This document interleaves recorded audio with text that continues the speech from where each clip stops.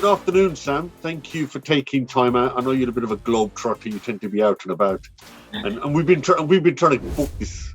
We have. It's been difficult, but then somebody who operates in the marketplace you do, I'm not surprised. So good afternoon to you. Yeah, good afternoon, and thanks very much for having me. Yeah, I'm really pleased we could finally set a date and have this chat. Yeah, really excited to talk about the brand today, and Yeah, I tell you what was interesting. As you know, we do networking awards evenings, and one of them's taking place in Leicester. Yeah. And so I spend a bit of time in the East Midlands. And by the way, for those who don't know, Leicester is in the East Midlands. And your name, Burleighs Gin, kept popping up. That's interesting brand.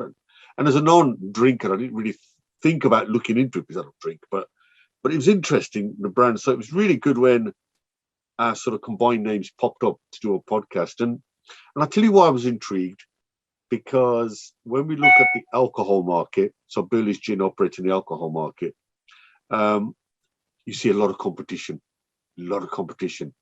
And I was keen to ask you, Sam, on how a small business like yours copes in that environment. So over to you first, Sam. Two things then. Tell us who Burleighs Gin are. Yeah. And then how you came to be sitting in front of the screen, sure, chatting to me as part of Burleighs. So over to you, Sam. And sorry, just before you start, just to let people know, what we're hoping to get from today is understanding how a small brand can compete with a big brand. And so there might be hopefully some insights you can give us, Sam. So over to you, Sam. Sure. Burleighs and how you got involved. Yeah, perfect. Yeah, so we are Burleighs Gin. We are a craft distillery based in Leicestershire, as you mentioned. And Leicestershire has got a really thriving food and drink scene, and we're really proud to be a part of it. So we've been distilling here on the still that's behind me today since 2014. The gin market has been really thriving, not just here in the UK, but all over the globe for the last 10 or so years. And we've very much been part of that, and that initial kind of wave. And it is a highly competitive market, as you've mentioned. And it's been a long journey for us, and one that we've spent a lot of time establishing our brand, reaching out into new markets, and really building a product portfolio that really stands out against the crowd. So in terms of the foundations of Burleighs and how it started, two Leicestershire businessmen originally were actually more onto the brewing side of the alcohol market, and they basically worked with buying and selling of brewing equipment. And as the licensing laws around gin changed and distilling started to become more accessible to smaller businesses, they started to get a lot of requests for distilling equipment. Wasn't something that they had a lot of experience with, and it started to grow, and they decided that they wanted to set up their own distillery. So that's how the journey started. And yeah, it's back in 2014. We're based here at Borden Lodge Farm, which is kind of out in the Leicestershire countryside, really nice site. And where I'm sat today is a converted milking parlour. So it was a working farm. There's no longer animals here, and they do still farm, but we're set up here. So the journey began with installing the still behind me, which is Messy Bessie.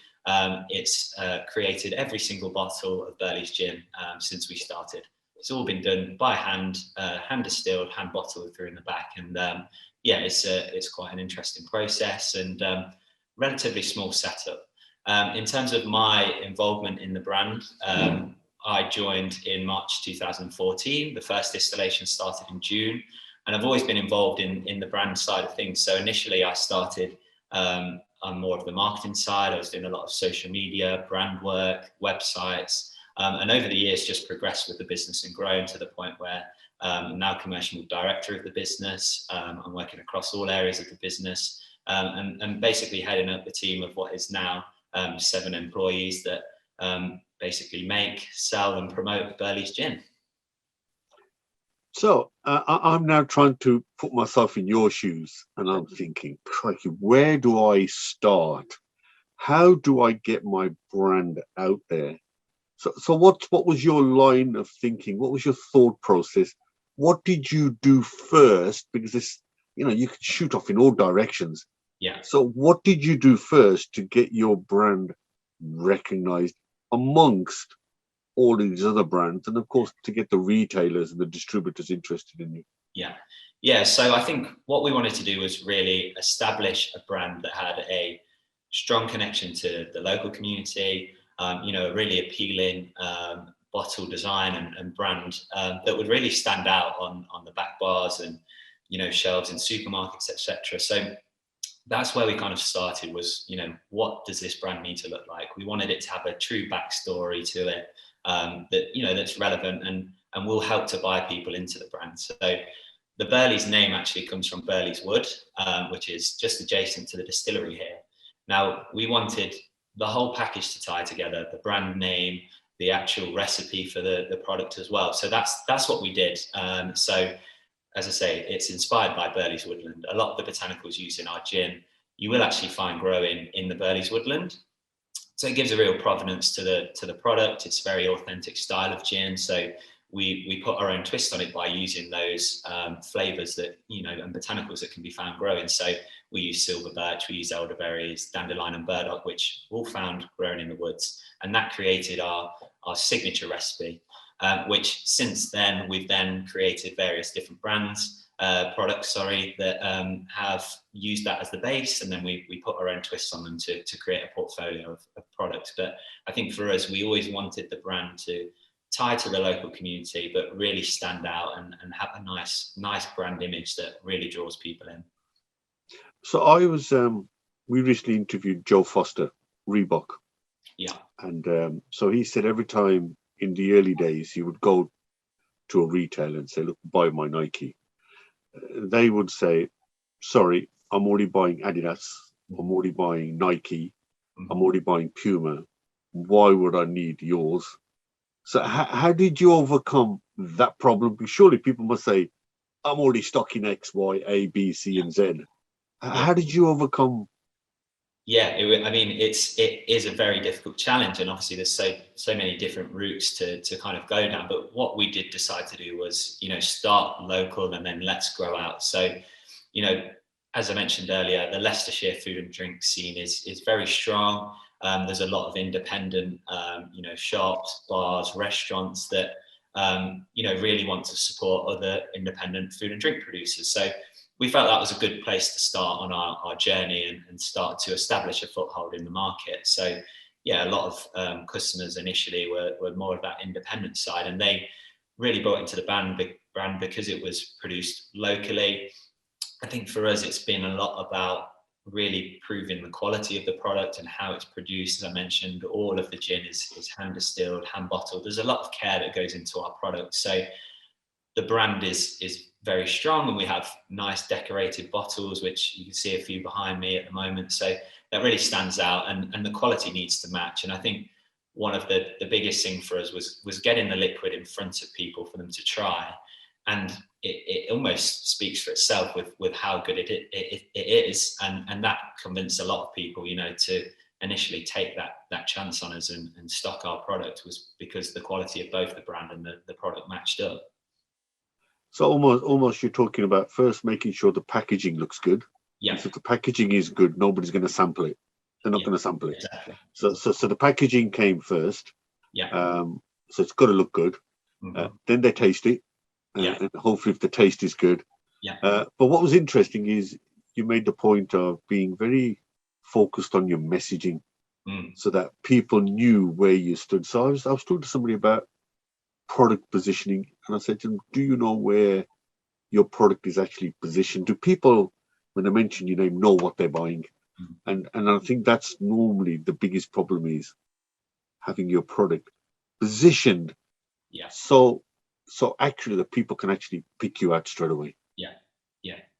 Exactly. Yeah, definitely. That positioning and particularly in the early days, targeting the right venues to stock our product that, had the same values, and, they want to choose, whether that's food or drink, they want to choose the best quality that's available, or they want to support local. And, they then also in return, they're targeting the right people that you want to get in front of as well, in terms of the customer base, and people that, are interested in the provenance of products and where they've come from, and really invest into a brand and the brand's values. So I think that was always very important for us in the early days, because we are a premium price product. We wanted to be in other premium venues, and really situated in the right place. So that, it wasn't a case of going out to everywhere and putting it in front of as many people as possible. And particularly with being a small team, we haven't got the capacity to be out everywhere. So it was very much a targeted approach, and making sure we were going into venues that, we're going to uphold our values of the product and serve it in the correct way, and deliver the message that we want to pass on as well. So we very much focused our efforts on doing that. You talked about the word capacity there. So there's two things I want to pick up. Mm-hmm. One was people. So you have a capacity in terms of people. Yeah. You're not floated on the stock market, so you have a capacity when it comes to finance. Yeah. So how do you decide? And I'm fully with this. I run a small business as well, and we've got capacity issues all over the place. So how do you then, with those two restrictions, how do you decide where to spend your money, mm-hmm. how much to spend your money, and how do you know if it works? And I'm going to slightly throw another one in, is because I assume you sell through e-commerce. I know you do. Yeah. You sell direct to retailers and distributors, and we'll talk about exporting in a few minutes. Yeah. And exporting. So lots of channels. Yeah. To distribute. How do you get in front of all of them? Mm-hmm. Bearing in mind you've got a capacity problem with people and finance. So how do other small businesses learn from you? Yeah, I think it is very difficult to find that balance and really understand where your spend is going to return the most amount of investment back from, and it is very difficult. And say we're now approaching our 8th year. I guess in some circumstances we've learnt the hard way. We've put money into certain campaigns or events that haven't quite worked, and I think obviously sometimes you have to just go out there and try things and find out if it's going to work for you or not. Yeah. So there is obviously that element of learning the hard way and trying some things that may or may not work. We've had to adapt and overcome those situations. But we very much have a split approach. So wholesale is actually our biggest market that we trade into. So wholesalers that are then selling on to pubs, restaurants, bars, the on-trade effectively. That makes up roughly around 55 to 60% of our business. That has fluctuated over the last couple of years due to hospitality, obviously, closing, reopening, etc. But the beauty of wholesale is, although we are limited in capacity, a lot of the wholesalers that we work with, they have additional staff who can push our brand. So our focus when working with wholesalers is very much providing the wholesalers with the tools that they need to be able to then sell our brand into further places. So, we're being quite smart there by, we haven't got loads of staff that can be out and on the road all the time, but these wholesalers have got the established network of customers that they can then sell on to. So that side of our business, we've got national reach across those wholesalers. So we've always been very smart, and, we use the marketing tools that they've got available, whether that's a promotional brochure that they're putting into their sites, utilizing their own website if they accept trade orders online, and basically using their sales staff as well. We'll invite sales staff here, come and see the brand, because I think that's one of the beauties of Burleighs Gin, and one of the things not commonly known about the gin market is a lot of the brands that are available in the supermarket now are actually distilled by one of the bigger distilleries. So it's made by them, it's a different label on, and there you go, it's then sold into the shops. Whereas with us, we obviously distill here on site. We like to invite those wholesalers and customers in to come and see how we produce and really kind of understand the brand. So really it's a case of, in mind, there's a finance restriction and there's only so many people that work for you. So how do you make that decision? And of course you've got e-commerce, you sell to distributors, you sell to retailers, lots of channels. How do you decide where to spend and how much to spend, and how do you measure it's working? Yeah, sure. Yeah, so I mean, we do have a good mixture of channels, as you mentioned, into the wholesalers, e-commerce, etc. And it is very difficult. And I think over the years, you know, we have at times had to learn the hard way. You know, there's been certain events or campaigns that we've invested money into, and they just haven't returned the investment that we were hoping to. So, you know, it comes with experience and time of learning what works for your brand and what doesn't. And I think over the last 8 years, say we've really kind of learned what works for us. So, you know, just to give you a bit of background into each area. So Wholesale, for example, is our biggest route to market. It's somewhere between kind of 55 and 60% of our overall trade is into wholesalers who sell on into bars, restaurants, pubs, wherever that might be. The beauty of working with the wholesalers is that they have a very well-established network of customers that they can put your brand in front of. So over the years, we've established relationships with local wholesalers, national ones as well. And we really work hard to build relationships with them and their sales representatives who effectively, because we're limited in capacity of our staff, they can do a lot of the work for you. So, you know, we really look to support them.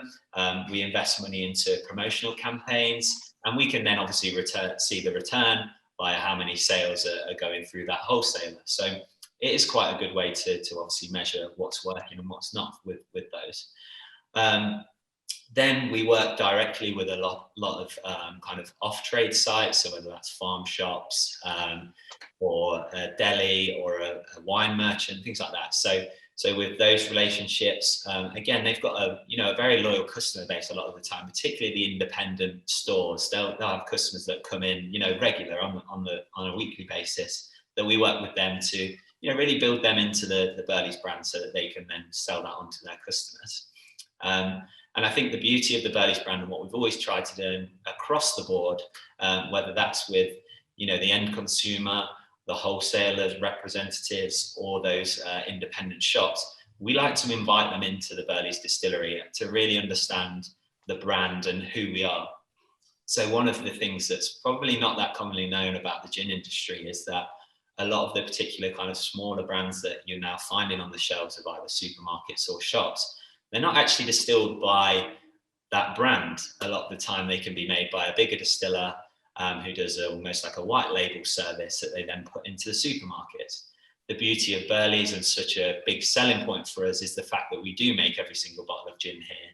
It is all made on this still behind me. It is hand bottled by the same team all of the time with the same processes that ensure it's a quality and consistent product. And that really makes a difference. So inviting those people in, really helping them to understand the brand, that means they then almost become brand advocates for us, and they really understand our brand, what our messaging is, and it buys them into the same values as what we share, and they'll then put those forward. And then I think the one that's big for us and growing and really important is that e-commerce side. Particularly, you know, don't like to touch on COVID too much because we've all heard about it, but you know, when COVID hit, that really truly showed us the full value and potential of our e-commerce route, because, you know, everybody was at home, everybody was ordering online, and it was fantastic. So we have actually quite dramatically shifted our efforts towards that e-commerce side. And when we talk about return on investment and, you know, seeing where your money's going, the beauty of digital is that those statistics are all there in front of you all of the time. You know, you can see the reach, you can see where your spend is going, you can see what return on investment you're getting from either, you know, digital ads or your PPC, things like that. That really works, and it's such a great area to focus on. And with it being sold direct to the end consumer, the profit margins are obviously highest as well, because we're selling at our full retail price rather than you know, a discounted wholesaler price. So yeah, as I mentioned, COVID really showed us the potential of that channel. So e-commerce is massive for us, and we've redeveloped a new website. As mentioned, we're doing a lot more social ads and putting more spend in there, and we are seeing the return on investment, and it's really working well for us. Interesting. The bit I picked up there, which I think a lot of small businesses forget about, and you picked it up, is working in partnerships and collaboration. You talked about how you work closely with your wholesalers, how you're in continual touch with the independents and using their marketing prowess. So I think small companies, business forget that you can work with other people who have a similar, may not be the same competing product, but a similar marketplace, and should work with them. I think the other thing, and you're completely right. So we've just done a deal with an American retailer for our magazine, the Business Influencer, and now we're thinking, well, hold on, we're going to have to promote this somehow. And of course, you're sitting, you think, well, crikey, how do you do that? It's such a huge country. And of course, we're now sitting down and working in partnership with the retailers. But you're also right. You have to accept that not everything you do is going to work. And you have to accept that until you test it and do it, you're never going to know. So I think part of the thinking should be not everything's going to work. We do have to do something, because you can't just wait for the phone to ring. Yeah, exactly. And that collaborative approach for us didn't kind of just stop at working with the customers that are then selling on. We decided fairly early on in the business life of the business that we were going to look to collaborate with people to expand our product portfolio as well. So the first collaboration product we did was actually with Leicester City Football Club. So we're now official producer for both Leicester City and Leicester Tigers. As I mentioned, local community always been very strong for us, and that collaborative approach. So they tied in really nicely. So both clubs have got big reach in their respective rights, we've been producing gin with them now for 4 or 5 years, and that really works well for us. So the collaboration side, as I mentioned, doesn't just stop with those that are selling our product. It's teaming up with brands that we see we have a connection with. Obviously, the football ones, it's the local community, and that then reaches out to a completely new market for us. Some people are buying that product that wouldn't necessarily have just bought the Burleighs brand. They're buying into it because they love their sporting club, and it makes sense. So that's been an interesting approach that's really worked for us. And when we talk about the highly competitive market that the gin industry is, having exclusive products with big brands and sporting teams like Leicester City Football Club and Leicester Tigers has really worked well for us, and completely opened new doors that we wouldn't necessarily have opened without them. So whether that's retailers or bar groups, it's really helped. In terms of you talk about community, and I think the learning bit is focus where you are first. Pick up your low-hanging fruits before you try and do everything. So the current buzzwords, the current things every business is now looking at is sustainability, ESG. So is that important to you as a distiller? Does it matter to you? And if so, why does it matter? Yeah, absolutely. It does really matter to us. And again, it's been something that we've really focused on as a business for the last 2 to 3 years. I think, sustainability, it does keep growing. It is that buzzword that seems to get, mentioned a lot. But I do believe that we all need to do our part, whether that's at home in personal life or as a business. And we've started to make small steps so that we can feel like we're doing all that we can and making a difference. So when we actually reviewed our sustainability and our production processes, we actually realized we are actually quite sustainable as it is, without kind of making too many changes. So we thought, well, we can really harness this and start to make even more changes so that we really are doing our bit. So for the production process, there's very little waste that's actually comes from gin. So, it's not like we're throwing a lot of the product away. Some of it gets recycled. The majority of it goes on to that end production as well. So we thought, we've got that side down. What else can we do? So we also looked at where the power is being sourced from. So Borden Lodge Farm actually has a solar panel set up that's here on the farm that supplies all of the energy into the business. So we're using renewable energy. We've redesigned our gin school. So we have a gin distilling experience that we invite customers into. We've designed a completely new and very unique system that recycles all the water through. So we're not using a mains water supply. And we've looked at those more kind of regularly used packaging and things like that. And we're doing sustainable packaging, biodegradable. So it's really working well for us. And, we wanted to do our bit for the community. So we've reviewed our processes, and we're going to continue to do that and hope to improve even further. But going back to our collaborative approach, what we decided to do was actually reach out to the National Forest. So for those that don't know, the National Forest are situated here in the Midlands. They cover a lot of Leicestershire, Derbyshire, and Staffordshire as well. And it is one of the biggest forests in the UK. There's the area that it stretches through. And the National Forest is actually, we're also part of the National Forest site here at Borden Lodge Farm. So we thought, we're looking at sustainability and how we can improve the local environment. So we've decided to partner with them and create Burleighs National Forest Gin, which it launched last year. It's been really popular. So for every bottle sold, we're putting money back into the National Forest and redeveloping the local community. So it kind of all ties in just with our values as a brand. We like to work collaboratively, we like to support our local community, and we want to be sustainable and do better things for the environment. So that one really felt like such a natural progression for our brand to move into that and launch that product. And going back to when I said that, early days, we wanted a brand that, had true values and it had a story behind it. I think as time's come on and it's developed, these collaborations have been so strong for us and just really enhanced our brand story. And then going back to such a crowded market, well, what makes it different? Well, we're Burleys, we've got this product and that's what we stand for. So it has really helped. Now, businesses prefer certainty. They prefer an environment in which they can plan. That's far from what we've had over the last few years. So we've had COVID, and I know you export. We've had Brexit, so Brexit would have affected that. Yeah. So I suppose the question now is, have we got inflation? Boy, have we got inflation.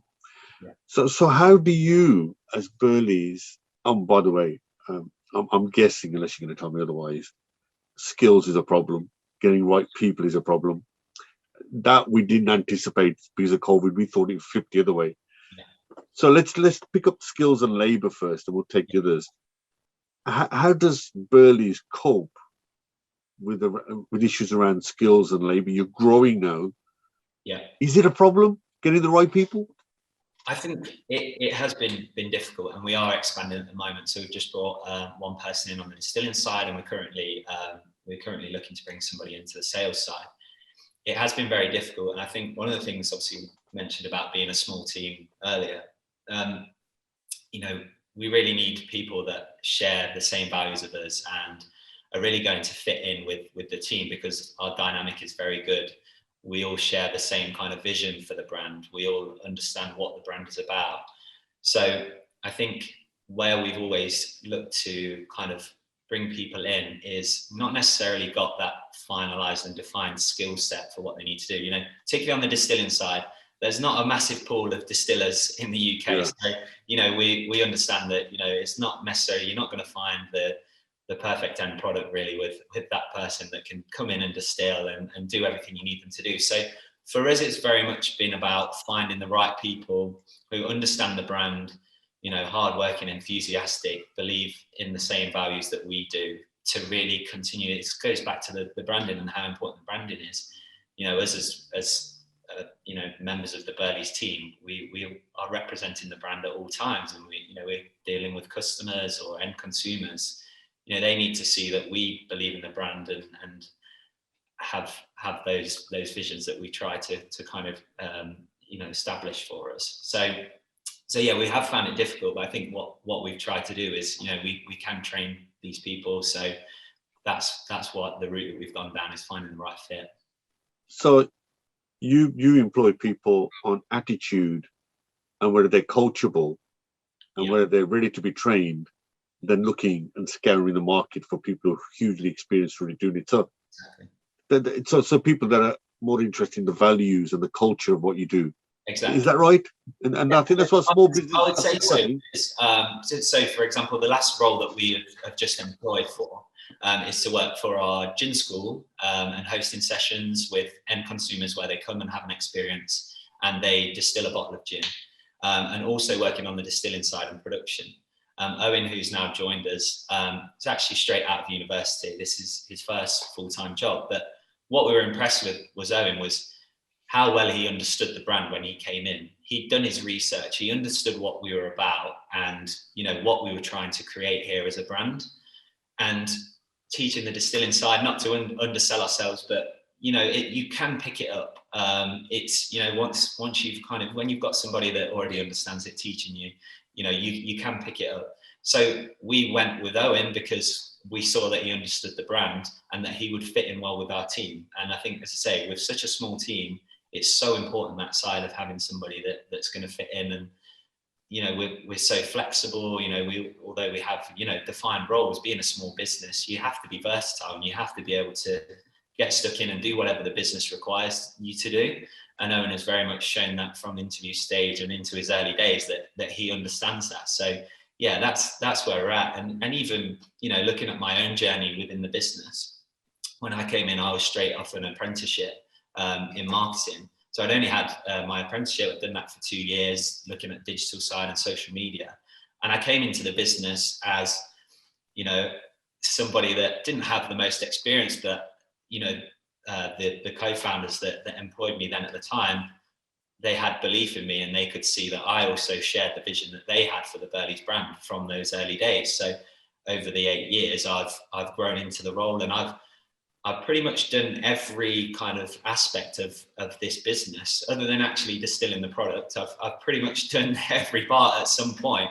And I think that's so important for us as a small business, is to find people that have the belief, the drive, and the work ethic to really make the business a success. We talked about different channels of distribution, and of course, one of them is exports. Yeah. So I suppose the question to ask is, Brexit happened. Yeah. COVID happened, and with COVID, products coming in because of the shipping problems. And I remember the hike in transport. So how has your export side been affected by all these external factors, which actually you have nothing to do with? Yeah, exactly. Yeah, there has been a number of factors that have impacted it. And unfortunately, last year we did see a drop in export sales. So previously, we were around 20% of our sales in 2020 were still export. So that kind of early stage of COVID, we were still seeing export orders going out the door. It was actually last year that we really saw a downfall. So around 7% was the drop overall. And yeah, there's various different factors, but I think overall the main thing was just the cost of transport has really damaged our export trade. Now, we're hopeful that that's something that will start to level itself out, but obviously very, you know, difficult to forecast that.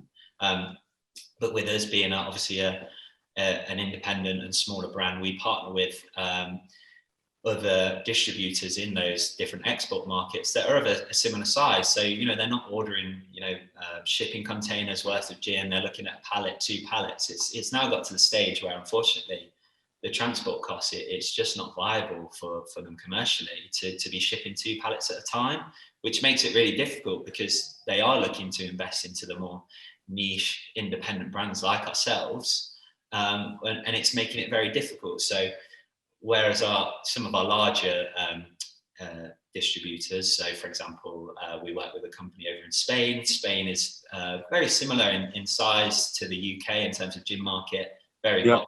They were actually a few years ahead of kind of where England was in terms of the gin boom.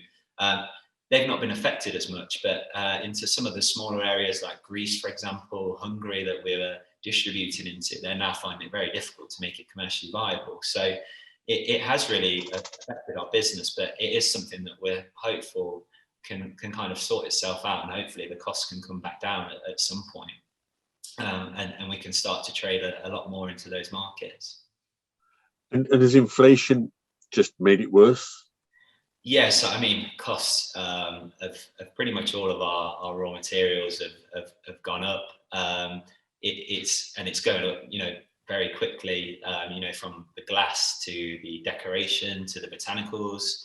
So some of the botanicals used in gin, for example, not really available here in the UK. So we have little to no choice other than to import. And obviously the suppliers that we're using that are potentially UK based, they're having to pass on the cost that it's costing them to get it into the UK. So it really is kind of impacting us. And you know, we're now having to pass those price increases on to our customers, and it just becomes very, very difficult for people, particularly, you know, we're talking about the hospitality trade here in the UK, you know, one of the sectors that's definitely been hit the hardest because they had no choice but to close. So we're now having to pass more costs on to these people that have had, you know, 2 years of very limited trade and very difficult times. So it is difficult. Last couple of questions. One is, I'm sure you probably do sleep well, but what keeps you awake at night? And what will success look like for Burleys, say 5 years on? Where do you hope the business will be for you to go, yeah, good job done? Yeah, sure. I think not necessarily keeps me up at night, but I think my my worry a lot of the time is complacency, and I don't want the brand or the business to ever get complacent with where we are. I would, you know, I'm proud of the brand, and I think we've done a great job, but this market is still highly competitive. You know, we can't rest on what we did last year, or what the latest product was. We need to continue to innovate, continue to develop the brand further, and strengthen our message and core values, and continue to push the brand forward. So I think I'm always conscious of that. You know, we need to be thinking about what we can do to keep us, you know, relevant and in people's minds, at the forefront of their minds, and wanting to buy the Burleys product. You know, we want to value our customers and, you know, really support them as well. So yeah, I think for us, it's about continuing to develop the Burleys brand. And, you know, we are very strong in the Midlands. We are exporting. We are available nationally, but there's still a lot of work to do so that we're, you know, recognised even further afield. So we do need to continue pushing and moving forward. I think in terms of what success would look like, potentially a brand acquisition by maybe one of the kind of bigger brands. You know, we don't want to lose the values, but there are companies out there that have brand portfolios that can really take your brand to the next level. I think for us, potentially, you know, the development of the brand would mean that at some point, hopefully, we do get to that level where we're really into a lot of the bigger national kind of grocers. But, you know, we never want to kind of compromise the brand values that we've worked so hard to establish. But I think that would be success for us, is just being widely available and nationally recognised as a brand. I love the comment about complacency. I think that's fantastic. And I think people do get into that sort of, oh, this will do, and they sometimes lose that sort of energy. But I love the word about complacency and the need to really innovate and continue to innovate and think new. Doesn't matter what size you are. So just to quickly sum up a couple of things, you've spoken about understanding your brand, understanding your values, understanding which channel works best for you, being focused, going for your low-hanging fruit, the community around you that you know is there to help you, understanding that skill sets are changing, particularly around digital. But always staying in touch with your community. Doesn't matter, always, because if they meet you and see you, they understand the brand. You've flexed. Doesn't matter whether it's been Brexit or inflation. You know, you've somehow coped, and we've all got to have that coping mechanism, and we should be ready for that coping mechanism. And Sam, the brand does look great. I've seen it pop up a number of places. In the East Midlands, you know, it'd be great to see more of it in the West Midlands, and I'm sure it already is here in great spades. You've come a long way as an apprentice. I'd say so. Yeah. So well done. Look, we'll stay in touch. We'll see how the brand continues. Some great insights for other small businesses to think about. And you did mention, and we mustn't forget, that we've got to look after the world we live in. And sustainability is still key. Doesn't matter whatever size your business is. So Sam, I know you've got to disappear in the next couple of days. So you've got lots to do. I know you're globe-trotting. So I wish you the best for the rest of the week. Thank you for taking time out. And maybe actually, final question. I did forget to ask you. Actually, I'm not a drinker of alcohol, but you must be thinking about products non-alcoholics like me? Sure. Yeah. So, talking about not being complacent and looking at Yeah, in the brand. Yeah, we are actually in the process of developing a non-alcoholic gin. Technically can't be termed gin, but it will be a yeah. botanical based spirit. So it'll be a 0%. It's a massive growing market. Yeah, For various reasons, health reasons, people are looking at, they are reviewing their drinking habits. And the beauty, and similar with what happened with the gin market, Mother's Ruin, people were like, gin's not a nice drink. As smaller distilleries came about, the quality improved, and that's what's happening at the moment with the non-alcoholic and alcohol-free side of things. Is the quality is improving. So we want to develop a product that has the same values as what the Burleighs gin range does, and the same quality. So it's in the process. It's coming. People can keep an eye out. It'll be on our social media and website hopefully very soon. So in which case, Sam, I'm definitely going to come down. I'll pop down, check out the distillery, and enjoy a drink with you. Yeah, perfect. Sounds good to me. Cheers, Sam. Thanks very much. Have a great week. Thanks a lot. Take care.